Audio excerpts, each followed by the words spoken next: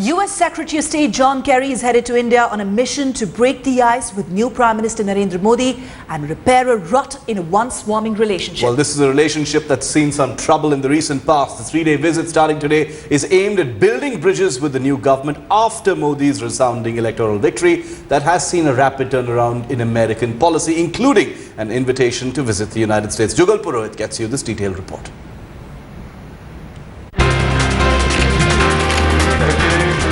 US Secretary of State John Kerry will land in New Delhi this evening. Kerry's visit will mark the United States' first cabinet-level engagement with the Modi administration. Kerry's visit will lay the groundwork for Modi's visit to the US in 2 months. Kerry will also co-chair the 5th Indo-US Strategic Dialogue. He will also call on Prime Minister Narendra Modi.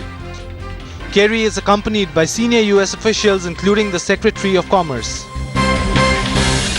From the initial high between 2005 to 2008 to stagnation followed by a downright outward spiral between 2009 to 2014, leading to the withdrawal of barricades from this very site outside the American embassy, Indo-US relationship has come a long way and has seen a lot of ups and downs. However, it is now at an extremely critical juncture, and even though the Obama administration is sending its top members to meet Narendra Modi, it looks like the sailing from this point onwards is going to be tough.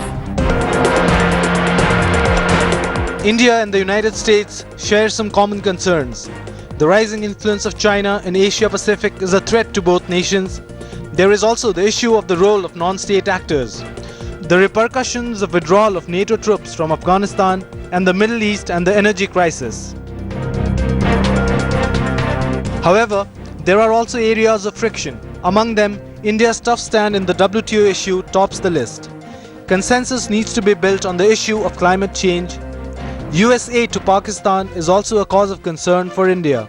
And the civil nuclear liability bill also features on the issues that need to be resolved. India wants to have a certain relevance in global matters.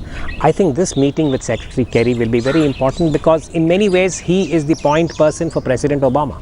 Mr. Kerry visiting India at this point would in a way I think lay the framework for Mr. Modi's meeting with President Obama in September. The roadmap is there, all the projects are in the pipeline. Where we want to go in Indo-US relations, I think, is well known in all the fields. The strategic dialogue has 5 major fields, which covers everything from education to health to research and development, trade, everything. What we want from United States is technology, and their companies should partner more with Indian companies to have manufacturing in India, just as American investment transformed China. Differences aside, Kerry has been all praise for the new Indian government's plan of inclusive development and has also applauded India's eagerness to play a leading role in the world. With the US's change in stance towards India and Narendra Modi, all eyes will now be on the outcome of this high-profile meet. With Jugal Purohit, Bureau Report, Headlines Today. And before embarking for India, John Kerry hailed Modi government's Sabka Saath, Sabka Vikas as great vision. Well, was that a premature endorsement by Washington, or was this something that was well thought through? That was a point of debate on center stage last night.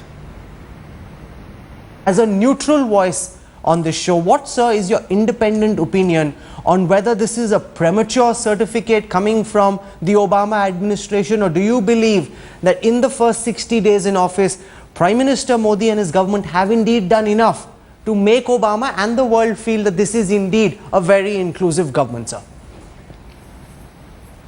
See, firstly, US has never been chary of dealing with countries with all kinds of all forms of government, all kinds of systems, as long as they're allies of theirs. All over GCC, we know what kind of systems they have, but they are the close allies of the US. Therefore, to say that they would only deal with a country if it has a perfect Western liberal model is itself not what they have followed. But here clearly they had a problem, and their problem was that having denied a visa on the Freedom of Religion Act basis, now how do you put it aside? Now they've withdrawn an ambassador, they've realized that they have put themselves in a corner, and having got into the corner, how do they resume business with the Modi government and the reality that is facing them? So use a combination of flattery, use a combination of picking up a slogan, and therefore in a sense saying, we are putting it behind, we think this is going to be an inclusive government, and we take Mr. Modi at his words. Pawan Verma, is this just flattery, an attempt to move forward to try and undo the damage of the past as Ambassador KC Singh believes, or is this possibly an endorsement of Modi's vision of secularism, that Obama signaling to the world that he's on the same page as Prime Minister Modi when it comes to the idea of secularism? Now, let me say three things, Rahul. Firstly, we don't need certificates from abroad where our own internal problems or differences or the evolution of our democratic dialogue is concerned. Secondly, let us not in any way devalue the importance of the Indo-US strategic dialogue. The United States is an important partner, and therefore this fifth meeting of the strategic dialogue is important on its own, preceding as it does Mr. Modi's visit to America in September to meet with President Obama.